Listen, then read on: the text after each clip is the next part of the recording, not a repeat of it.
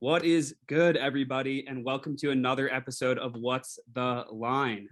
This one's a little bit different and probably a little bit better.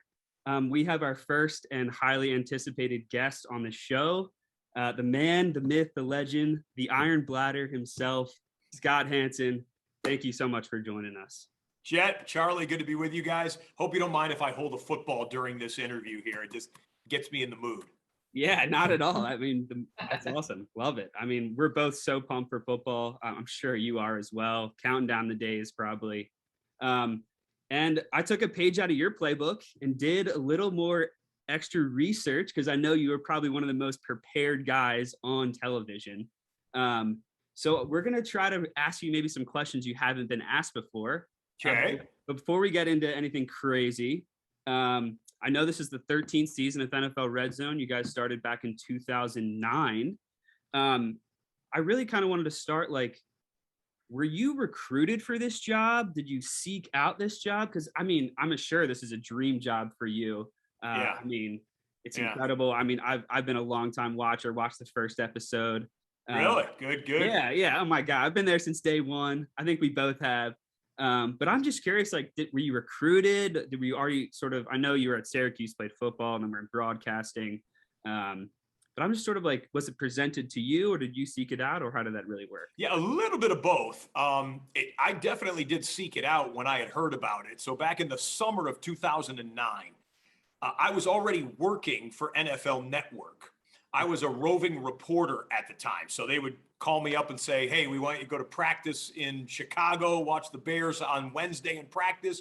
And then Sunday, you'll be in Pittsburgh for the Steelers game. And I used to get on a plane and fly all over the NFL map to cover games and practices. But it was always one at a time, right? Yeah. But I would be the guy in the press box who'd be sitting there watching whatever the Patriots play at Gillette Stadium in Foxborough, but I'd have my laptop open up in front of me.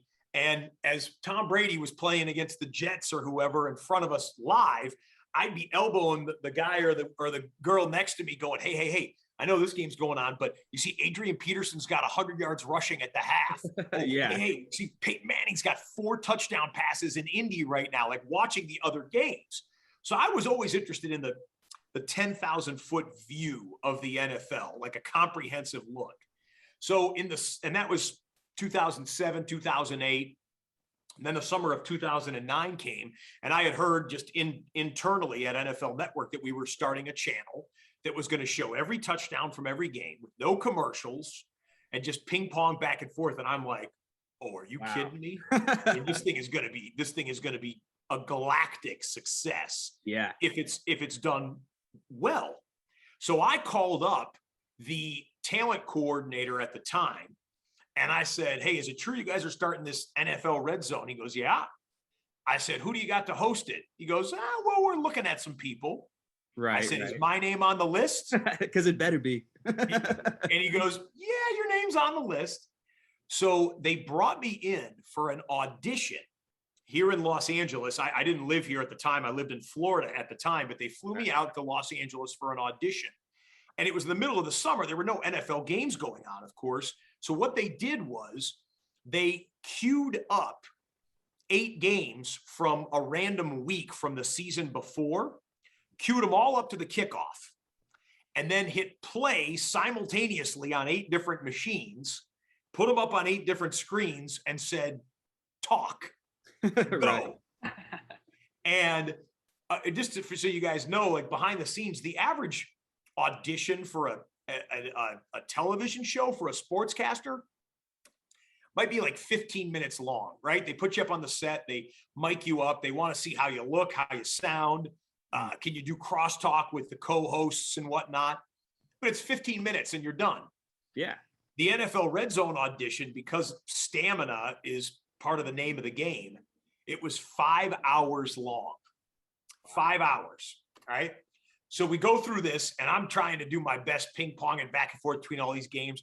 I'm sweating right through the suit that I was wearing. And at the end of it, I didn't know if I had landed the job or if I had just embarrassed myself and ruined my broadcasting career. Literally, it was so wild doing 5 straight hours of ad lib television.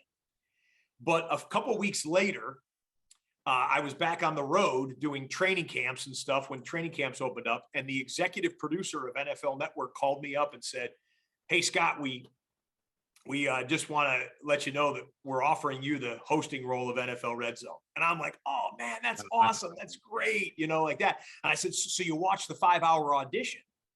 And he said, "Scott, I watched the first 20 minutes of it and I knew you were my guy."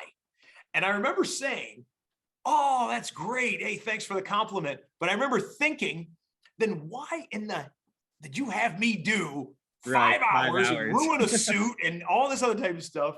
But all's well that ends well. I got the hosting role, and the rest, as they say, is history. Awesome. Yeah, for sure. Scott, I just wanted to ask a question more about the production of Redzone. So obviously during the season, you only go live on Sunday from 1 to 8 or 10 to 5, and if you're on the West Coast.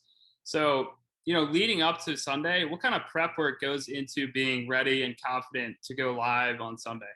Yeah, the game for me is mostly prep.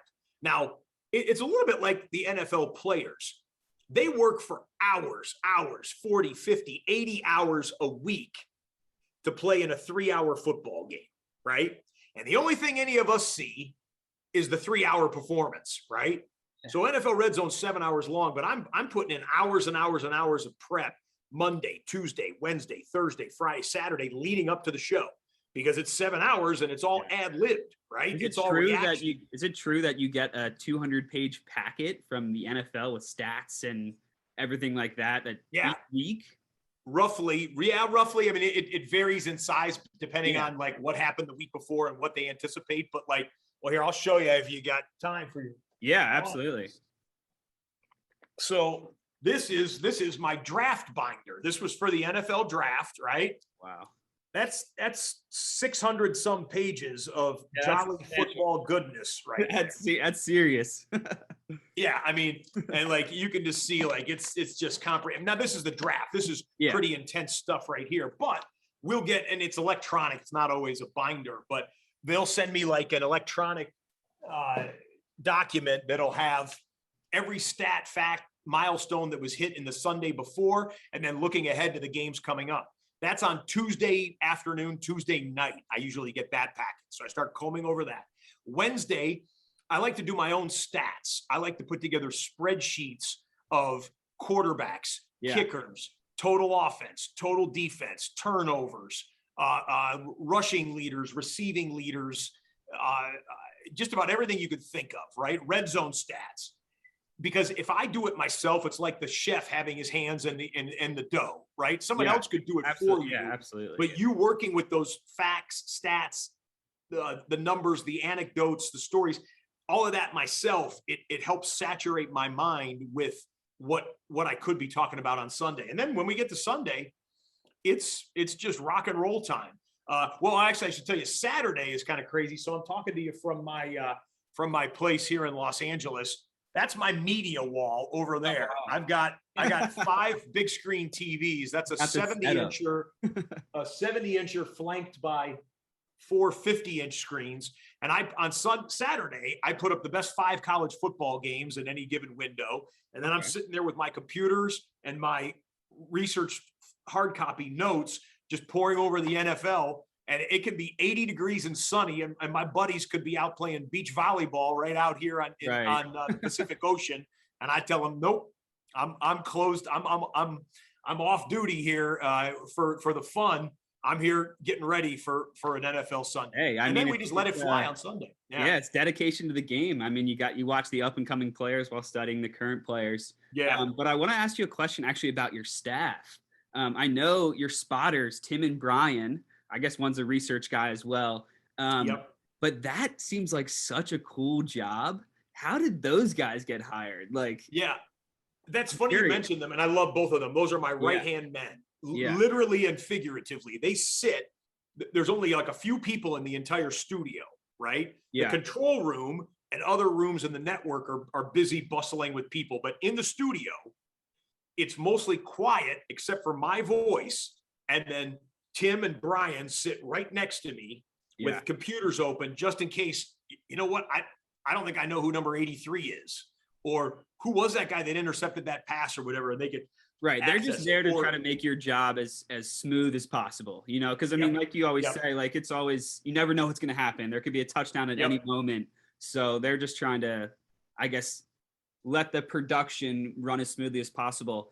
And I just want to say too, I just want to applaud you. I know heard you mention this, your dedication to not only loving football, but delivering a good show. It shows. It really does. Because, I mean, no disrespect to Ziliano on DirecTV or anything, but I mean, I'm a loyal NFL Redzone guy. And I just had to say props to that because it clearly shows through the screen. Well, I appreciate it. I genuinely love the game. Yeah. I hope that comes through.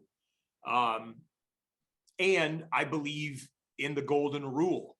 I believe in doing unto others the way I would have them do unto me. And if in this instance, if the roles were reversed, I've got those TVs over there. If you take 800 channels on each one of those TV and do that multiplied by 5, that's how many choices I have for television, right? Yeah. My audience on NFL Redzone probably has 300, 500, 800 channels to choose from.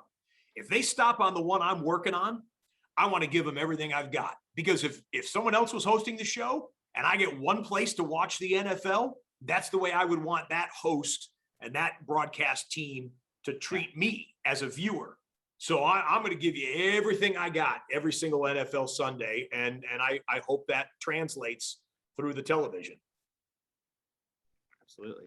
For sure. So I actually have a question that's more related to football and this upcoming season, if you don't mind. Yeah. So, we're from Baltimore. We're avid Ravens fans. And, we have a lot of listeners from Baltimore. So we kind of have to do them a service and ask some questions about the Ravens. So, I mean, obviously Lamar Jackson came in for a couple of years now. I think we can all agree that he's one of the most entertaining players to watch. But the big question in Baltimore now is, can he get it done in the playoffs and actually bring us home a Super Bowl? I just wanted your opinion on Lamar and whether he can really take that next step and, your thoughts on that. Yeah, I mean, 100% he can. I mean, he was the MVP of the league, and I realized that the playoff performances have not been what Ravens fans would want. It's not what Lamar would want. Yeah. I guess first let me say how heartbroken I am, too, just as a fan of football, about the J.K. Dobbins injury. Because I think he was going to explode this season. My guy, Daniel Jeremiah, Daniel Jeremiah, our draft analyst on NFL Network, who used to be in the scouting office of the Baltimore Ravens way back when. Oh, really? Back with Ozzie and that crew like years and years ago. Oh, wow. But he knows the Ravens really well. He visited Ravens practice for a day or a couple of days in preseason, and he came back and he said, buy all the stock you can in J.K. Dobbins this year. That was his takeaway. That was his takeaway. And of course, that was obviously 2-3 weeks before the injury. So that's heartbreaking. Thankfully, the Gus Bus is a pretty good second option. And you guys got some depth at the position. And Lamar's a pseudo running back himself. So I think the offense can still hum. I think it's still about the outside receivers. We talked all about that. Yeah, in the draft and free agency. It's like, can you get that 6'3", 6'4" jump ball guy that every team loves to have with, a contested football 50-50 receiver? And I still don't know if you guys have that answer. I still think John Harbaugh is one of the best coaches in football. So you guys are going to be right there in the mix in the AFC North. If you win the darn thing, you get the home playoff game. So why not make a deep run in the playoffs? But it's going to be tough, because the back-to-back AFC champion maybe got better this year, the Kansas City Chiefs. Tell me the Bills are right on the cusp. The Browns are right there and maybe ready to win a division title and make a run in the playoffs. And then you talk about like X factors like Tennessee Titans, or if the Colts can jump up. The AFC is rough. So doable, possible? Absolutely. Is Lamar the guy to do it? I think he can, but that's why we play the games, and we'll find out over the next 5 months. Very true. And I also heard from another one of your interviews as well that you say that you don't have a favorite team, that your fantasy team is actually your favorite team. So with that being the case, how did you really get into football? Because I know, like, I was just grew up loving the Ravens. You know, that 2000 Super Bowl team, the Ray Lewis, the Chris McAllister, the Ed Reeds. That's how I got into football, really, to start. So I'm curious. Are you old enough to remember the name Rob Burnett? Oh, he was on the first Ravens Super Bowl championship, right? Going back all the way when Ray Lewis was like a second-year player. Rob Burnett was a defensive lineman, defensive end mostly. I played with him in college. So he got that. He got a Super Bowl ring. Yeah, and he's a buddy of mine. Him and I would even play video games sometime online and just goof around and talk and whatnot. But yeah, so look at the Ravens have been an elite franchise really since they came from Cleveland. You know, since that Jonathan Ogden, Ray Lewis draft, right? Yeah. And I was just going to say, like, Baltimore with the Baltimore Colts too, like they had 3 Super Bowls. So like we have 5 Super Bowls as a city, you know, like we kind of didn't even have a team for 10 years almost. So yeah. I'm sorry, I think I lost your question in there. Yeah, no, getting back to the question, I was just saying, like, where did the initial passion from football come from? My dad. My dad was my first example of football passion. And I mean, you got he passed away a little over a year ago, about a year and a half ago, he passed away. And I put some stuff online about him to say, hey, if you guys love the juice, the action, the energy, the passion that I bring, you should have met Dick Hanson back in the day, because he was a force of nature. And interesting story, he wanted to be a sportscaster when he was a young man, but he was always too nervous when he got in front of the camera. And so he never was able to fulfill that dream. He actually worked in media, but he worked behind the camera. He worked behind the scenes. And so he took so much pride that his son went on to become what he wanted to become. Yeah. And he fostered my love for sports. He fostered my education in broadcasting and was my biggest fan. So if you guys love the way I like to get after it on NFL Redzone, maybe tip one back for Dick Hanson sometime. Absolutely. So going back to football, I think a lot of analysts can agree that this draft class has a lot of potential, especially at the QB position. So out of all the rookie QBs, who do you see with the most potential, and who do you see having the most success in their career? Yeah, the most success. This is a tough call, because coming on right now at the end of the preseason, leading into the regular season here, all 5 of these guys have shown reason why they were a first-round draft choice. And then as we speak, 3 of them have been named the starting quarterback for their respective franchises: Trevor Lawrence, Zach Wilson, and then just today, as we come on the air here with you guys, Mac Jones. Justin Fields is being clamored for in Chicago, and Trey Lance in the Bay Area as well. And we'll see. I think all 5 of them are going to start this season for their respective franchises. We'll just see, how long it might take for the other guys to do it. Who's going to be the most successful? It's easy to say Trevor Lawrence, but there's a reason he was the number 1 pick. There was a reason he was the 5-star can't miss kid coming out of high school, and every college wanted him. And then he proved to be that very early on at Clemson. There's a reason that he was called not only the best single prospect in this year's draft, but maybe the best can't miss quarterback prospect since Andrew Luck or Peyton Manning, some people said. So I would go with Lawrence. And I can't. The Jags open up week 1 with the Houston Texans.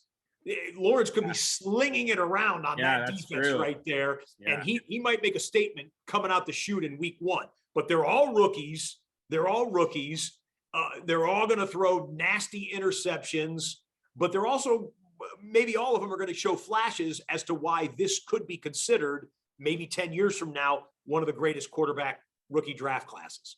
Yeah, totally agree. And I want to ask you a quick question here before I wrap up sort of final thoughts, because I want to pitch you an idea, actually. Okay. But I heard you're a big Olive guy pregame. Is that true?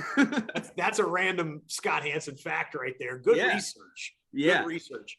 I like olives. I like the taste of them because I'm kind of a salty guy. I like salt more than I like sweet, and saltiness, especially in my pregame breakfast before NFL Redzone, helps me retain water. which allows me to not have to use the facilities. And of course, you probably have Googled one bathroom break famously in or years, infamously do not go to the bathroom during the 7 hours. Yeah. So the chef at NFL Network makes me a breakfast, and on the side, he puts a side of Kalamata olives, the purpley dark ones. I like green olives too, or regular black olives, but Kalamata olives, they're really salty. And that helps me keep the fluids in and not have to focus on the facilities when I'm giving you guys 60 or 70 touchdowns. Yeah, absolutely. And just sort of to move into the last thing, I mean, obviously Redzone has grown every year. It's bigger and better than it ever really has been. And I think I just want to say you got some of the best phrases on TV, you know, the 7 hours, the witching hour. There's a ton more. We don't take any breaks. Touchdown montage. Yeah, we don't do commercials. But I know you're the also Octobox. I was going to say that, the Octobox. Now, my question is, do you think you could handle a Decabox this year? I just want to throw that out there because I know there is 9 games, I'm pretty sure, week 1 at 1. And maybe there's a 10th box sort of just with a little info right there. Bigger than better than ever. So I don't know. I hate to maybe give you a disappointing answer, but we have asked this question in and among our staff on NFL Redzone. And technologically speaking, the Octobox is optimal because 4 on the top row, 4 on the bottom row. If you just look at if you look at our 3 screens right here, right now, okay, where would you stack if you keep what they call the aspect ratios of the television? So it's a rectangle, right? It's not a square. So you guys have thought about this. Oh, yeah. Oh, okay. 100%.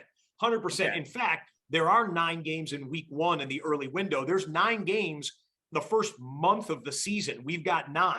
So a little inside information here. We're probably going to go Octobox and leave off one of the 9 games. And I'm going to say there's the Octobox, 8 of the 9 games having just kicked off here in week 1 or week 2 or week 3 or whatever. And then we'll probably early on go to that 9th game for a live full screen look so that we treat everyone equally. Yeah. But no, I would love to do a Decabox, but everyone would need to buy a 100-inch television for it to be optimized. And I don't think that would necessarily work for everyone. Dude, and one last thing too, I wanted to say, you have the very unique and very distinct voice that is very recognizable. And if you maybe I don't know, came up with a cool booyah, that, you could be very staple Scott Hanson. I don't know. It's just an idea. I'm throwing it out there. I would say this. I think hopefully we've established some of the vernacular that NFL fans now are accustomed to. Octobox, witching hour, 7 hours of commercial-free football, all those things, the touchdown montage, all the different things that we do. If I came up with a booyah, I would never want it to seem contrived. That's the biggest thing. True. I want to give you an authentic reaction. So if Saquon Barkley hurdles over a linebacker, lands it, and then runs over a safety and then sprints 30 yards for the remainder for a touchdown, I don't want to say, oh, here comes a booyah. Right. And I'm not saying Stuart Scott did that, but I have seen sportscasters that become married to their own catchphrases, and I don't want to be self-serving. I want to be audience serving. Yeah. And so I'd rather just go, whoa, or wow, or are you kidding me? Or whatever comes out of my mouth in that moment. I want it to be sincere and authentic. And hopefully that leads to a good viewing experience. Absolutely. And Chuck, if you come up with one and we can make $1 million on t-shirts with it on there, maybe we'll talk. Yeah. Well, Chuck, is there any final thoughts you want to wrap up with? I don't want to leave you out. No, I don't really have any follow-up questions. I just want to thank you so much for coming on today, Scott. You got it, guys. Good to be with you, and I hope you guys enjoy the season. Yeah, man, it was a pleasure to have you on. Have a great season. 17 games this year, so you'll be on for the foreseeable 18 weeks, baby. I know. Let's go. I'm so excited. Thank you again for coming on. We really do appreciate it, man. You got it, guys. We'll see you on Sunday. Yeah. Have a good one.